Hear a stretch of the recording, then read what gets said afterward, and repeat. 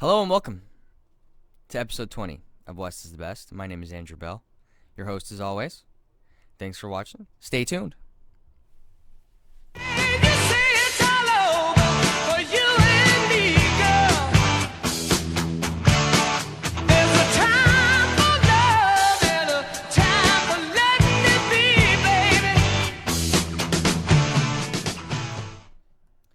So, I'm not really used to saying Andrew Bell Ramos. I need to start saying Andrew Bell Ramos. It's my full name. I was going by Andrew Ramos for the first 18 years of my life, and then I was like, I'm going to be Andrew Bell now. And then now, forever, I'm going to be Andrew Bell Ramos. I just have to get used to saying it. Anyways, we're going to have a wonderful conversation today. Thank you for joining me. We're going to talk about parenting. And as a single young person with no children, you may be saying to yourself, why the fuck am I listening to what you have to say about parenting? Well, that's interesting. Because if you have kids, you've been in my position before, and I might be able to remind you of some things, and I might be able to bring an interesting perspective that you've never thought about before. Plus, I have AJ in the studio here with me, and he has raised both a boy and a girl, and we're going to talk about the different parenting styles between the two and things of that nature. So first off, I'm going to start out with some statistics. So, I have this Pew Research Center statistical pie chart information choreography of the finest degree, and I'm not sure what these numbers mean, but it looks like, from what I have here, in 1965, the difference between 1965 and the difference between 2015 rather, what's that, 50 years? Yeah, that's 50 years. In 1965, men of the 50% of the work, men made up 46% of all paid work, like the income into the household. They did 4% of the housework so it's basically, it would be, I guess, 8% out of the 100. And then they did 2.5% of the parent, like the child care, like taking care of the kids. They obviously had a role in parenting, but they weren't like changing diapers and doing things of that nature. But as we're in 2015, men do 43%.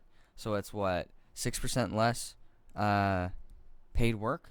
So guys are still dominating it in the breadwinning sector, I guess.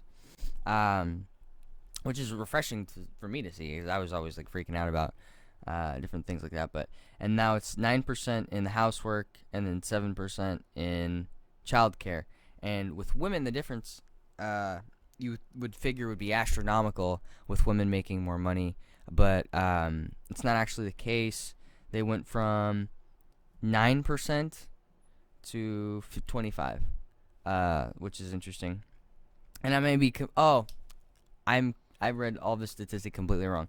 It's number of hours a week spent. So that makes it even worse. Men used to only spend 2.5 hours a week on changing diapers and childcare in the 1965, as where men on average do 7 hours a week now. Yeah, that makes a lot more sense. So in 1965, women on average did 9 hours a week of work, like paid work that brought income into the household. And now it's 25. So the average woman works average of 25 hours a week. Women did 32 hours of housework a week in 1965, and now they do 18 hours of housework a week.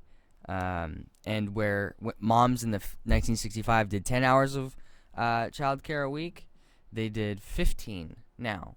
I mean, you obviously can't change a diaper for 40 hours in a row, So I think that's interesting. I had not looked at it like that. As a young person, I hope I have children one day. And it's kind of saddening to me that I see a bunch of people my age that think that kids are gross, especially young women. They think that kids are gross and they're painful and they shouldn't have them. And if you're not a CEO, you're wasting your life. And if you're a housewife, you're a sellout. You'll never have any fulfillment in your life if you get married and settle for a white picket fence or something of that nature. And it's kind of sad. I think that if people are all about women's choices, why are they trying to take that choice away from them? Just saying. Yeah, there's a lot of interesting stuff here. So, number one on this article, it says dads see parenting as central to their identity. Parenting is extremely important to their identity. Some 57% of fathers say this, compared to 58% of mothers. So, number two, dads are much more involved with childcare than they were 50 years ago, like I just said.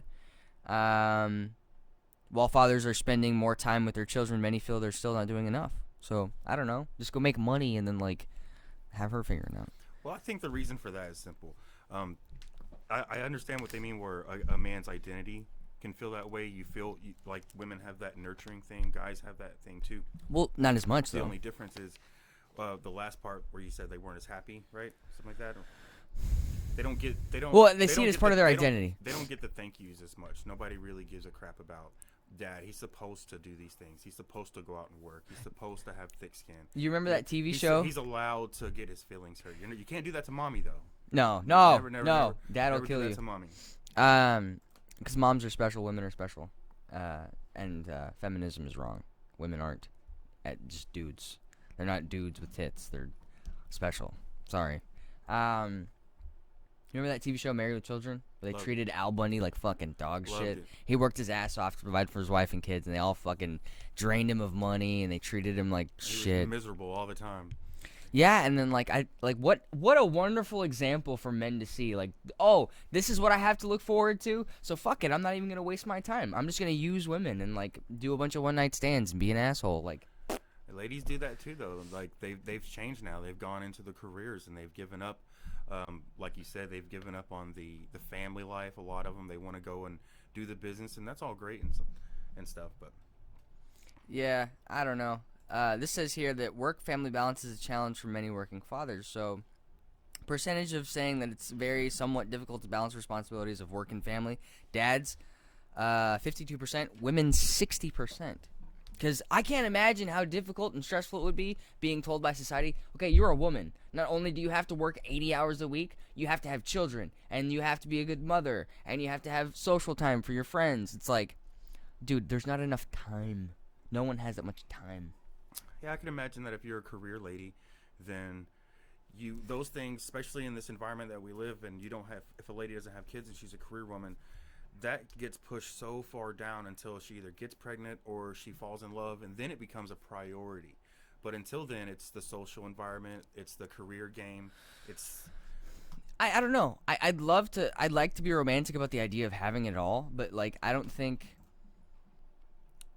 think that, being a parent is probably a little bit more demanding for a woman because children need a mother and they need a father in a different way to bring like punishment and like stern authority, like, no, you're not going to do that or else I'm going to kick your ass kind of thing. As where a woman, women tend to be like more nurturing, and they're like, oh sweetheart, it's okay, and then like this kind of thing. I think we need a good balance of yin and yang, and I think that instead of it being black and white anymore, it's gray. Like it's like a dark gray and a light gray, and I don't know. Maybe that makes me an asshole. that's the problem, I guess, with the liberal couples so much. That both of them are basically the mom in the relationship, and there's no authority because That is an amazing point. because there's nobody there to say, listen, that's wrong. We have two different parenting styles. Even me and my lady, she's a big liberal. She's a big time liberal, and I'm a conservative. So we do have two different parenting styles, but we have a good, like you said, yin and yang. If you have two people that are exactly the same, that are parenting exactly the same, that kid is, like you said, is not getting a good balance. It's too much of the same thing. Way too much of the same thing. So it says here that percentage of people saying that they're rust always, dads 29%, moms 37%. Of course they feel rushed. Of course they feel rushed. They're told by society that they have to work their ass off, they have to have kids, they have to be a good mother, they have to have the social time. Gotta wear the makeup. You can't do it all. Gotta do the clothes. Gotta do the upkeep. And I think that women feel like they have to make. I don't know if all women have to make that choice. I don't know. I'm sure there's some CEOs that are gangster that take care of their kids, but I think those are like 1 in a million kind of people. I think it's very, very hard. Most women can't do that. Well, the ones that do probably either have a nanny, have a stay-at-home husband like me for the most part. I work here in the studio, and my girl brings home the bacon for the most part, so she's not stressed out. You know, she's not overworked. By the time she gets home, I typically have dinner ready for her. I've done my work. I've shot a show or two during the day. I've done the cleaning, get the kid off to school, pick the kid up from school, so she can go to work. If she had to do all that stuff, I don't think that she'd be in a relationship. Well, no, of course not. And it's good that you guys have lined it out. You're like, okay, this is what I'm going to do, this is what you're going to do, and we're going to work together for the benefit of this thing we call our relationship. Here it says, despite changing gender roles, many still perceive mothers as better equipped than fathers to care for children. When it comes to caring for a new baby, 53% of Americans say that breastfeeding aside, mothers do a better job than fathers. Only 1% of Americans say that fathers do a better job than mothers. Another 45% say that mothers and fathers do about as equally as well. Duh. It's really it's really incomparable to say who is a better parent, men or women, just because it's an equal thing. It's equal. They're both equally as important in separate ways and in some same ways. This is an interesting one. But if you have a kid, go ahead. It says 7 in 10 adults say it's equally important for new babies to bond with their mother and their father. So it says percentage saying it's more important for babies to have time to bond with mothers, 27%, fathers, 2%, and both equally 71%. So it's basically the men. Some men said the 20%. Liberal men and women said both equally. And then everyone with a brain said mothers, basically. Because men can't breastfeed.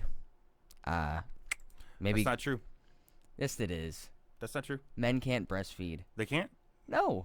I've heard it. I've seen No, some it's stories. bullshit. All right. Dude, come on. That's Fake news? Fake news? It's fake news. We're going to look into that one. We're going to come back. We're going to look into that one. It would be a abhorrent aberration for that to have ever occurred.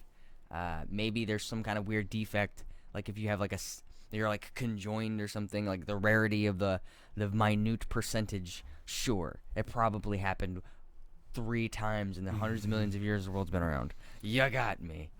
So but you're yeah, saying it's true. so you're saying there's a chance. Yeah, man. I don't know. I just think that, and the whole point of this is, I think that men and women are important because they're different. They're equally important, but they're different. And I was having this conversation with someone the other day, and we had kind of an interesting talk about it. But I think that how you parent a boy versus how you parent a girl is very different. I think that, from my understanding, not having kids, but reading a lot of books, parenting books, and seeing people raise their kids, seeing people raise their kids poorly, seeing people raise their kids successfully.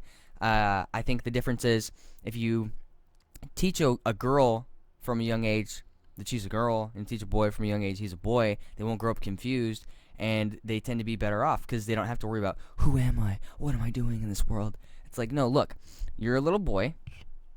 You need to grow up and work your fucking ass off to provide for everyone that loves you until you die. You're a pack mule. The end. Like, men have stronger upper body strength because we're supposed to provide and protect for them.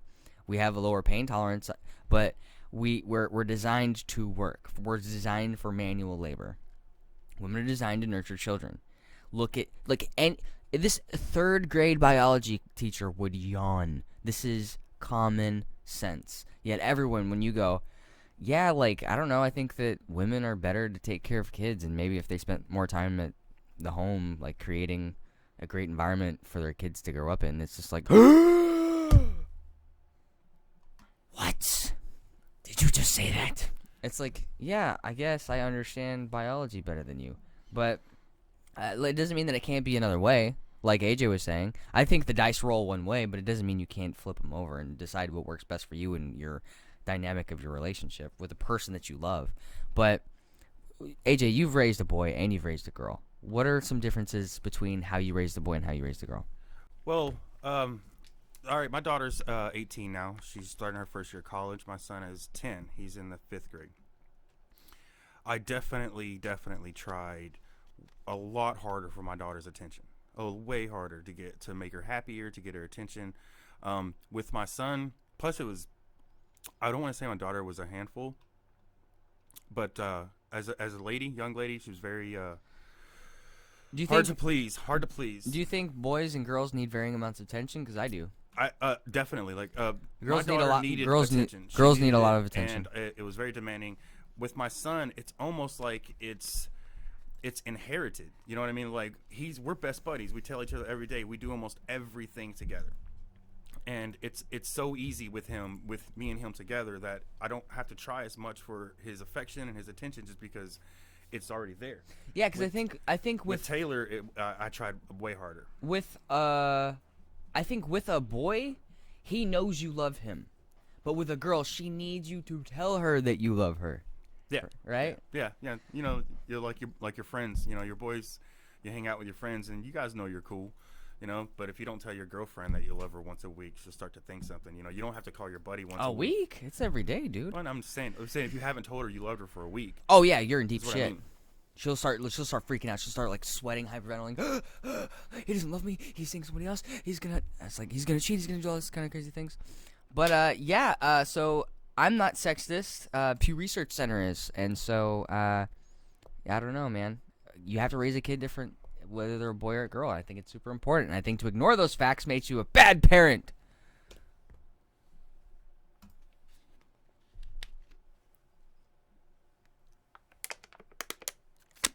The end.